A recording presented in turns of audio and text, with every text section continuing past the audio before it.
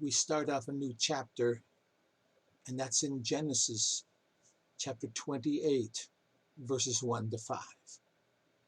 This is the chapter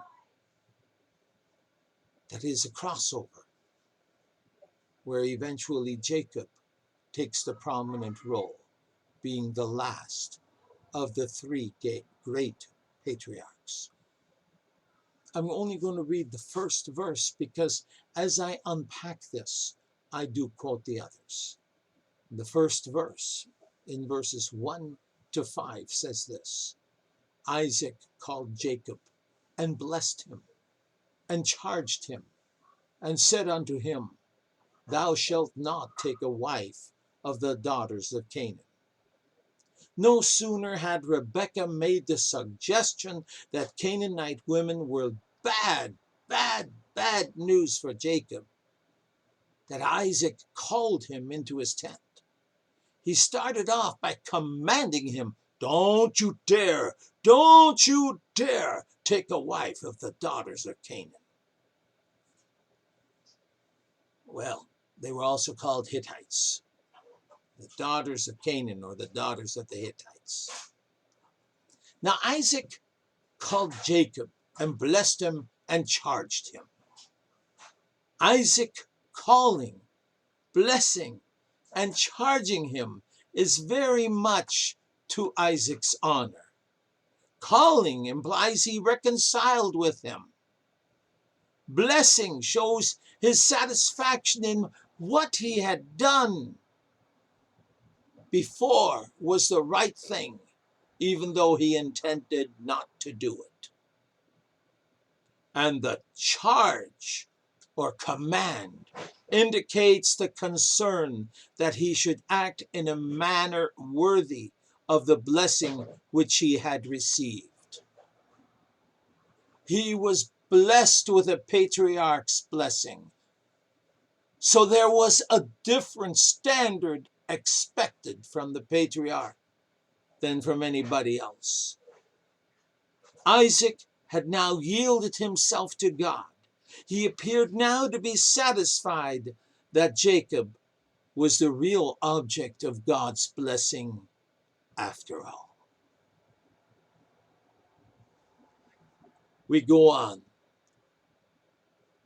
Isaac says, Arise, go to Padan Aram, formerly called Haran, to the house of Bethuel.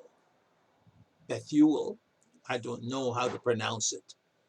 Go to Padan Aram, to the house of Bethuel, your mother's father, and take a wife from there of the daughters of Laban, your mother's brother. When we read about Jacob's confrontation with Esau 20 years later, in Genesis 32:10, we find out that here Isaac sent Jacob away with only his staff in his hand to find his wife-to-be. It was definitely different from how a wife was provided for Isaac with multiple gifts and a dowry, and then Rebekah, beautiful Rebekah, was presented to him. No, Jacob was sent away with only the clothes on his back. Then came the blessing. Yes, even though he went away with just his clothes on his back and his staff in his hand, he still received that blessing.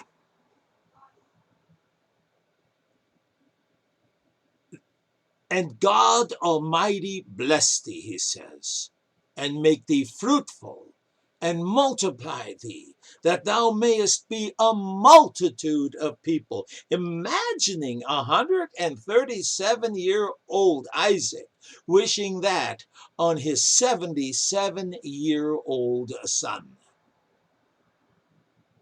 Oh, you wonder that he was that old? I know, in Sunday school we weren't taught that, were we? But that is how old he was.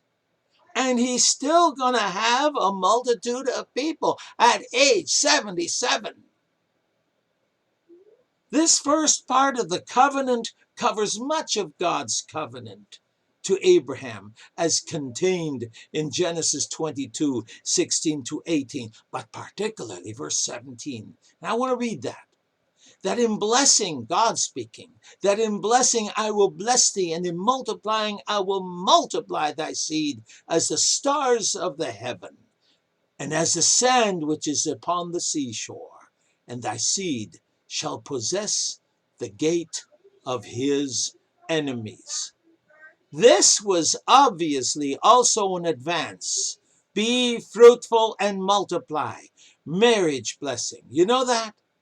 Not only that, Isaac called on God's holy name of El Shaddai to bless Jacob. Abraham met him as El Shaddai in Genesis 17, verse 1. It would be good to look at that again. But the second part of the blessing is what we really should examine. Why? Well, let's find out. And God give thee the blessing of Abraham to thee and to thy seed with thee, that thou mayest inherit the land wherein thou art a stranger, which God gave unto Abraham. Wow. Of course he was a stranger. He was being banished. He was being sent away. But Canaan was to be the possession of Abraham and his descendants forever. See, this is part of the covenant blessing where the inheritance of the promised land is highlighted. It is never overlooked because it is very important in God's view, as he showed his hand in secular and national history of Canaan and later to be Israel. Today, Israel is blessed because God is behind it. We can talk about the Rothschilds and the secular Zionists all we want. But Israel became a nation again because of God. And among those people, a remnant are going to be saved. But I digress. Let's return to this. The blessing of Abraham with all its privileges was the patriarchal covenant blessing consisting of rich benedictions and benefits. So now we come to verse 5. It says, God sent away Jacob, and he went to Padan Aram unto Laban, son of Bethuel, the Syrian, the brother of Rebekah, Jacob and Esau's mother. Two esteemed commentaries stated that no sooner was Jacob blessed, but that he was banished. Well, maybe for his own safety. But my opinion, however, is that Jacob went as privately as he could, because remember, he was already told by Rebekah, go and run.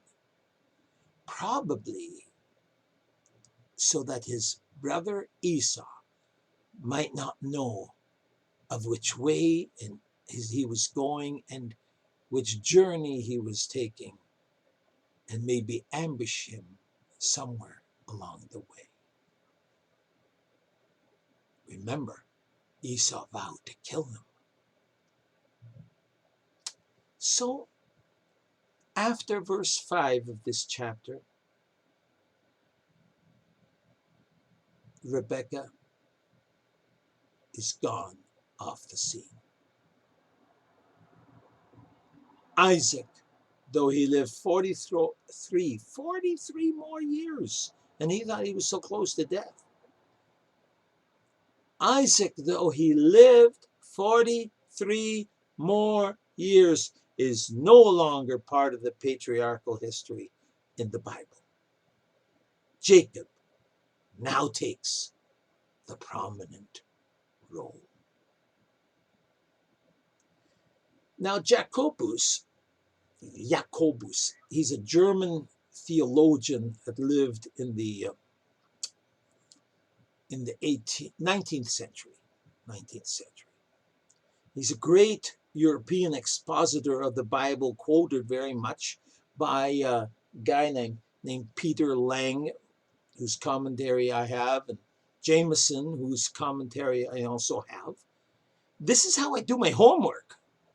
But Jacobus, a great European expositor of the Bible, sums up the lives of the three great patriarchs like this. Abraham is the man of active faith. Think about it. He believed God, and it was counted to him for righteousness, right? So Abraham is the man of active faith. Isaac is the man of passive submission. Wherever Isaac went, he submitted and said, okay, I'm going to keep the peace. And he ended up being successful anyway, right? And what was the final one? Jacob is the man of struggling trial. Folks, a Christian life consists of all of this. We should all have an act of faith in a God who is faithful. We should also have a passive submission and yet not have a weak personality like Isaac had. Doesn't Saul and now later Paul remind us? Esteem others more important than ourselves. We should all have an active faith. We should all have a passive submission. Sometimes, yes, sometimes they're definitely wrong, but we need to forgive them. We need to also submit. But there's something else. If we have an act of faith and we have a passive submission, it's all part of the Christian life. We can also be like Jacob and have struggling trial after trial after trial because people of this world hate Jesus.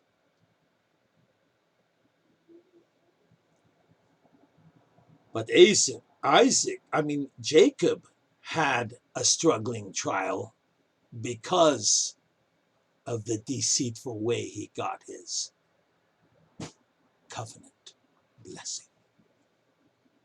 But nonetheless, I ask myself, when I look at the three great patriarchs, Abraham with his active faith, Isaac with his passive submission, and Jacob as a man with the struggling trials, where do we fit into these descriptions?